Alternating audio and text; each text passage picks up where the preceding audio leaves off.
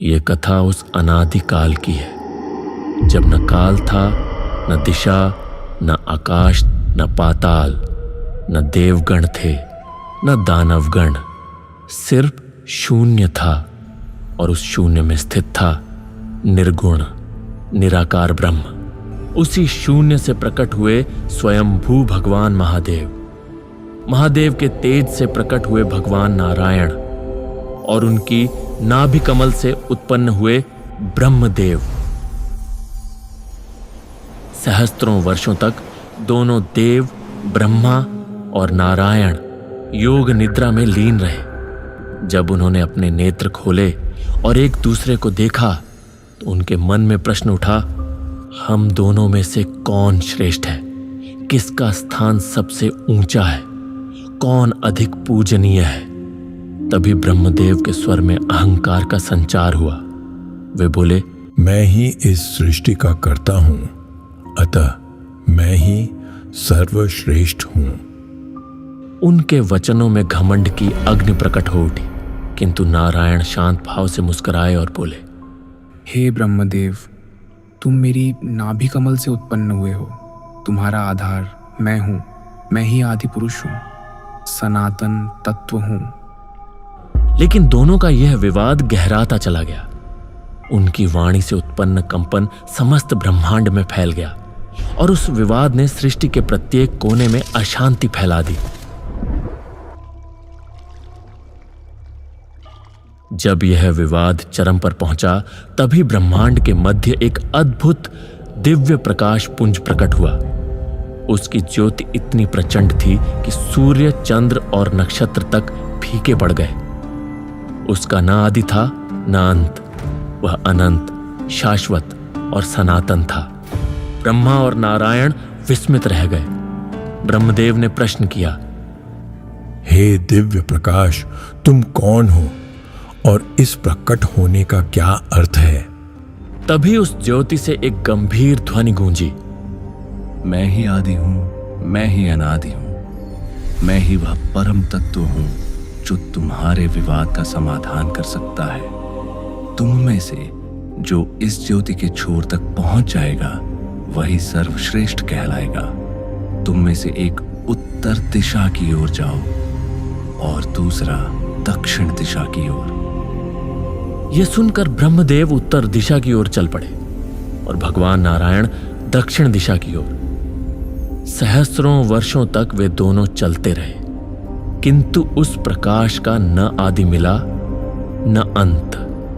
अंततः नारायण ठहर गए और चिंतन करते हुए बोले, यह प्रकाश हमारी समझ से परे है। यह कोई साधारण ज्योति नहीं, अपितु अनंत सत्य है। उन्होंने विनम्रता से पराजय स्वीकार की और उस ज्योति के समक्ष नतमस्तक हो गए। किंतु ब्रह्मदेव का अहंकार और अधिक प्रबल हो उठा। वे सोचने लगे, यदि मैं छोर तक न पहुंचा तो सर्वश्रेष्ठ कैसे कहलाऊंगा? मुझे किसी भी प्रकार विजयी होना ही होगा। उसी समय उन्हें उस प्रकाश के मध्य एक केतकी पुष्प दिखाई दिया। ब्रह्मदेव ने उससे पूछा, हे केतकी पुष्प, क्या तुमने इस प्रकाश का अंतिम छोर देखा है? यह ज्योति अनंत है।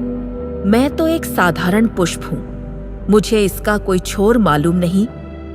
तभी ब्रह्मदेव के मन में एक छलपूर्ण विचार आया। उन्होंने कहा, यदि कोई पूछे तो साक्षी देना कि मैंने इस प्रकाश का अंतिम छोर पा लिया है।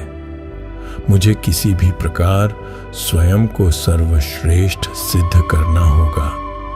पवित्र और निर्मल केतकी पुष्प झूठ का भागी नहीं बनना चाहता था, किंतु ब्रह्मदेव के दबाव में मौन हो गया। सहस्त्रों वर्षों की यात्रा के पश्चात ब्रह्मदेव और भगवान नारायण पुनः उस स्थान पर लौटे जहां अनंत प्रकाश पुंज प्रकट हुआ था। तभी उस ज्योति से दिव्य वाणी गूंजी, हे ब्रह्मदेव और नारायण, तुम दोनों ने इस ज्योतिर्लिंग का आदि अंत खोजने का प्रयास किया है। अब बताओ, तुम में से कौन विजयी हुआ? ब्रह्मदेव तत्परता से बोले, मैंने इसका अंतिम छोर पा लिया है। इसका प्रमाण यह केतकी पुष्प है जिसने मुझे वहां देखा। हाँ, मैंने इन्हें उस छोर तक पहुंचते देखा है। यह सुनकर ब्रह्मदेव गर्व से भर उठे और ऊंचे स्वर में बोले, अब सिद्ध हो गया कि मैं ही सर्वश्रेष्ठ हूं। भगवान नारायण मौन और शांत बने रहे। वे सत्य जानते थे, किंतु ब्रह्मदेव की बात का खंडन किए बिना विनम्रता से सिर झुका लिया। तभी उस प्रकाशपुंज से प्रचंड स्वर गूंजा, यह असत्य है। इस ज्योतिर्लिंग का न आदि है और न ही कोई अंत। यह अनंत और सनातन है। ब्रह्मदेव, तुमने छलपूर्वक केतकी को झूठा साक्षी बनाया और सत्य को विकृत कर दिया। यह महान अपराध है, इसलिए तुम्हें शाप दिया जाता है। तुम सृष्टिकर्ता तो रहोगे, परंतु किसी भी लोक में तुम्हारी पूजा नहीं होगी। न तुम्हारे लिए कोई मंदिर बनेगा, न ही तुम्हारी आराधना की जाएगी। हे पुष्प, तुम निर्मलता और पवित्रता के प्रतीक थे, परंतु तुमने असत्य का साथ दिया, इसलिए मेरी पूजा में कभी स्वीकार नहीं किए जाओगे। नारायण, तुमने सत्य की खोज में पूर्ण प्रयास किया। तुमने अहंकार का सहारा नहीं लिया, बल्कि विनम्रता से अंत तक सत्य को जानने का प्रयास किया। इसीलिए तुम्हारी आराधना सदा सर्वदा हर रूप में होगी, चाहे वह क्षीर सागर में शेषनाग पर विराजमान हो या फिर अनंत विश्व के पालनहार के रूप में प्रतिष्ठित हो। अंततः ब्रह्मदेव को अपनी भूल का आभास हुआ और उन्होंने उस शाप दंड को स्वीकार कर लिया। किंतु ब्रह्मा का वह पंचम मुख, जो सदा असत्य बोलने को तत्पर रहता था, अहंकार से इतना भर गया था कि वह उस दिव्य प्रकाश पुंज की भी अवहेलना करने लगा। तभी पश्चाताप से दोनों ने उस प्रकाश पुंज के सम्मुख एक साथ प्रार्थना की, हे दिव्य स्वरूप, कृपा कर साकार रूप में प्रकट हो। क्षण भर में वह प्रकाश और अधिक प्रखर हो उठा और उसी से प्रकट हुए देवाधिदेव, स्वयंभू, संहारकर्ता महादेव। उनका अद्भुत तेज संपूर्ण ब्रह्मांड को कंपा उठा। जटाएं बिखरी हुई थीं, नेत्र क्रोध से रक्तवर्ण हो उठे थे। यही वह प्रथम क्षण था जब निराकार महादेव ने किसी साकार रूप को धारण किया। महादेव का गर्जन समस्त दिशाओं में गूंज उठा। तभी ब्रह्मदेव का वह पंचम मुख, जो अब भी अहंकारवश महादेव का अनादर कर रहा था, महादेव के क्रोध का कारण बना।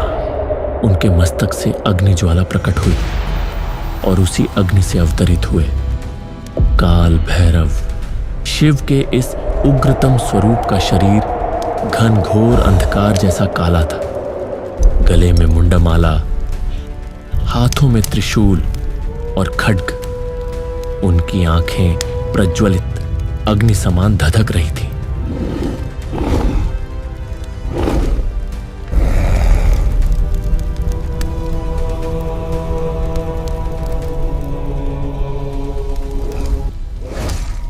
काल भैरव ने अपने प्रचंड खड्ग से ब्रह्मदेव का पंचम मुख काट डाला।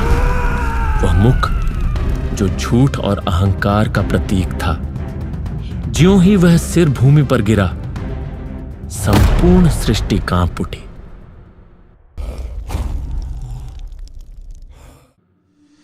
ब्रह्मादेव को ब्राह्मण माना जाता है। जब काल भैरव ने उनके पंचम मुख का संहार किया तो उन पर ब्रह्म हत्या का घोर पाप चिपक गया। यह पाप इतना भारी था कि वह कटा हुआ मुख कपाल बनकर उनके बाएं हाथ से लटक गया। उससे रक्त की बूंदें निरंतर टपकती रहीं। सत्ययुग का प्रारंभ हो चुका था, किंतु वह कपाल किसी भी प्रकार से भैरव का पीछा नहीं छोड़ रहा था। काल भैरव चिंतन करने लगे, मैं स्वयं महादेव का स्वरूप होते हुए भी इस पाप से मुक्त क्यों नहीं हो पा रहा। मुक्ति की खोज में वे दिशाओं में भटकते रहे। सबसे पहले वे देवलोक पहुंचे। इंद्र ने उन्हें कहा, यहां अमृत कुंड है, यह अमृतत्व प्रदान करता है परंतु पाप मुक्ति नहीं। भैरव ने वहां स्नान किया किंतु कपाल उनसे नहीं छूटा। इसके बाद वे नागलोक पहुंचे।